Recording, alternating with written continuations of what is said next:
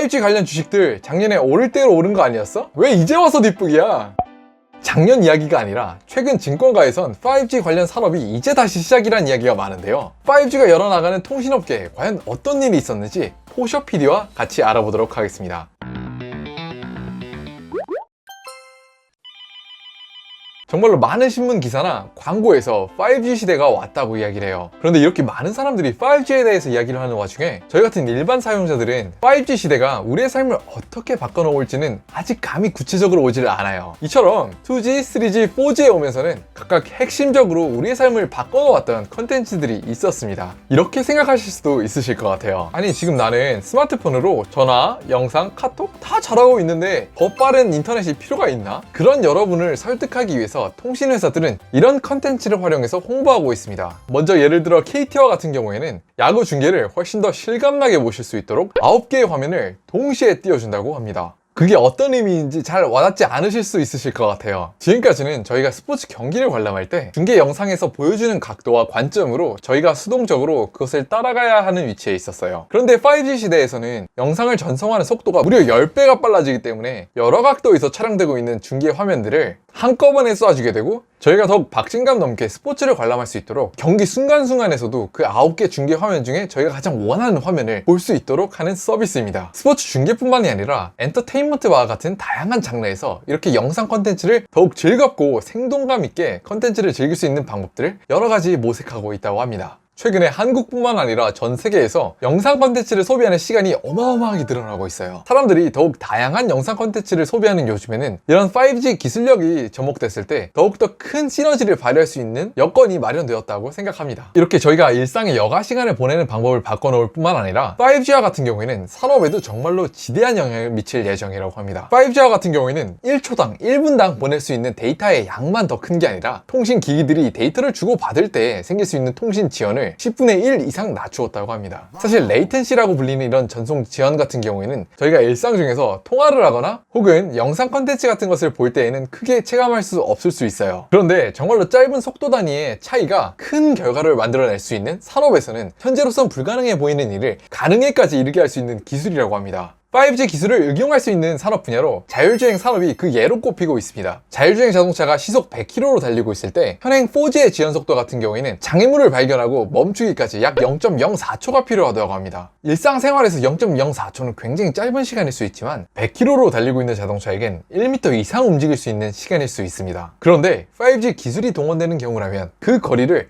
10cm 미만으로 줄일 수 있다고 합니다. 이런 5G 기술은 효율성이 생명인 공장, 특히 스마트 팩토리에 크게 응용될 수 있다고 합니다. 스마트 팩토리에선 각 공정별로 주고받아야 되는 정보가 엄청나게 많은데 그 정보들을 주고받을 수 있는 시간을 획기적으로 줄일 수 있다면 스마트 팩토리의 공정 효율성도 한층 더 뛰어오를 수 있을 것이라고 전망합니다. 여기까지 들으셨으면 이런 생각이 드실 수 있어요. 아니, 5G 기술 다 좋은 거 알겠는데 5G 관련 주들 이미 작년에 오를 만큼 오른 거 아니었어? 왜 지금 와서 뒷북을 치는 거야?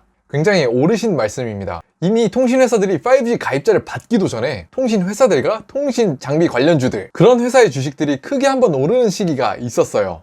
그런데 증권가에선 이런 5G 관련 주식들이 다시 한번 도약할 수 있는 기회라고 이야기를 합니다. 과연 통신업계에 최근에 어떤 일이 있었는지 같이 한번 알아보도록 하겠습니다. 우리나라의 인터넷 트래픽의 경우 2012년부터 대략 연평균 10에서 13%씩 꾸준히 성장을 해왔습니다. 2019년에 예상하기로는 2020년에는 트래픽이 한번 껑충 뛰지 않을까 예상을 했었습니다. 트래픽이 평년이었던 10%에서 껑충 뛴 20% 내진 30% 성장할 것이라고 예상한 근거는 다음과 같았습니다. 5G 이용자들이 4G 이용자들보다 대략 2배에서 2.5배 정도를 데이터를 쓸 수 있을 것 같다. 그래서 2020년에는 대략 20% 정도 트래픽이 상승하지 않을까? 라고 예측을 했었는데요. 그 예측이 완전히 깨지는 일이 일어났습니다. 증권업계에선 2020년 한 해 동안 인터넷 트래픽이 20% 정도 증가하지 않을까 예측을 했었는데요. 저희의 생활을 굉장히 곤란하게 하는 그 질병 때문에 불과 한 달 만에 트래픽이 30% 증가했다고 합니다. 우리나라뿐만이 아니라 전 세계적으로 그렇다고 하네요. 이에 따라 구글이나 넷플릭스와 같은 세계적인 글로벌 기업도 이렇게 폭증하는 인터넷 트래픽을 감당하지 못해서 긴급 조치를 취했다고 전해집니다. 이런 의문을 제기하실 수 있어요. 이런 트래픽은 아주 일시적인 현상일 뿐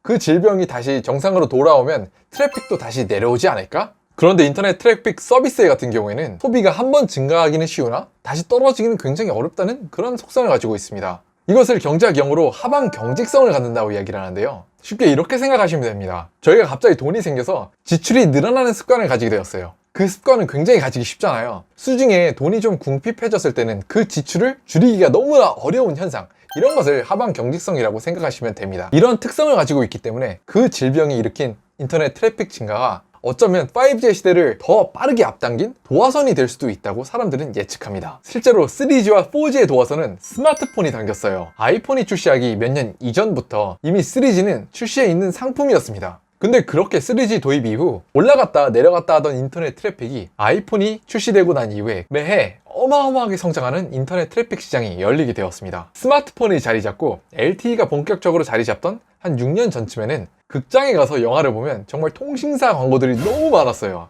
지금과 비슷하게 당시에도 데이터에 대한 수요가 갑자기 늘어나다 보니까 통신사들이 일반 국민들에게 2만원, 3만원씩 부과했던 통신 요금을 4만원, 5만원, 심지어 7만원, 8만원까지도 받을 수 있게 된 엄청난 호황을 누렸기 때문입니다. 증권가에선 이런 통신사와 통신 장비 업체들의 슈퍼사이클이 다시 돌아오는 것이 아니냐는 기대가 담겨져 있습니다. 먼저 움직인 것은 통신 회사들이었는데요. 2020년에 트래픽 증가가 약 20% 있을 것이라는 예측을 무색하게 만들도록 올해 상반기에만 그 투자를 50% 늘리기로 결정을 했습니다. 그런데 이렇게 통신 회사들이 통신 서비스를 제공하려면 통신 장비 회사들로부터 장비를 사와야 되잖아요. 이런 세계적인 통신 장비 회사들에 납품을 하는 우리나라 통신 장비 벤더 회사들이 있어요. 증권가에선 이런 통신 장비 벤더 업체들이 앞으로 몇 년간 큰 호황을 거둘 수 있을 것이라고 기대합니다. 이에 대한 근거로 다음과 같은 설명을 덧붙이는데요. 먼저 국내 업체들 같은 경우에는 대부분의 생산 설비 라인이 국내나 베트남에 대부분 위치해 있기 때문에 최근에 터진 이슈가 설비 수급에 큰 영향을 주지 못할 것이라고 예상한다고 합니다. 뿐만 아니라 전 세계 시장에서 5G 시설 설립에 대한 막대한 투자가 들어가고 있는 실정이기 때문에 수요가 정말 넘치는 산업이라고 예측합니다.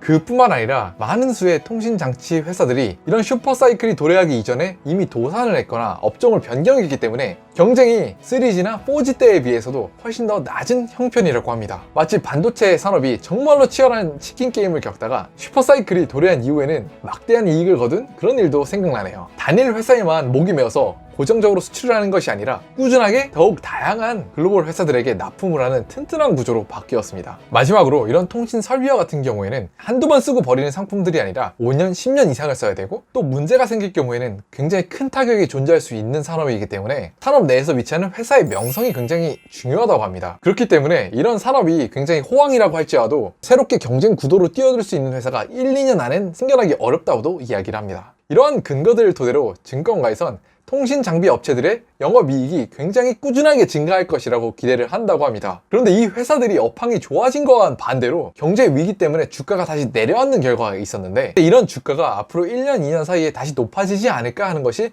증권가의 생각인 것 같습니다. 그런데 주식이 정말 어려운 이유는 따로 있어요. 우리가 아무리 잘 생각을 해서 앞으로 우상향할 수 있는 그런 대단한 종목을 아주 잘 골랐다고 해도 우상향하는 과정에서도 오르락 내리락이 있을 거 아니에요. 그럴 때 또 귀신같이 저희들은 잠깐 올라갔을 때 더 사서 잠깐 또 내려왔을 때 팔고 이런 행동이 반복된다면 아무리 좋은 종목을 잘 골랐어도 돈을 잃어버리는 그런 말도 안 되는 결과가 일어날 수도 있습니다. 그렇기 때문에 좋은 종목을 골랐다고 해서 그것이 끝이 아니라 그 산업의 미래를 믿는다면 나의 투자 결정 자체에도 신중해질 필요가 있을 것 같습니다. 오늘의 영상은 어떠셨나요?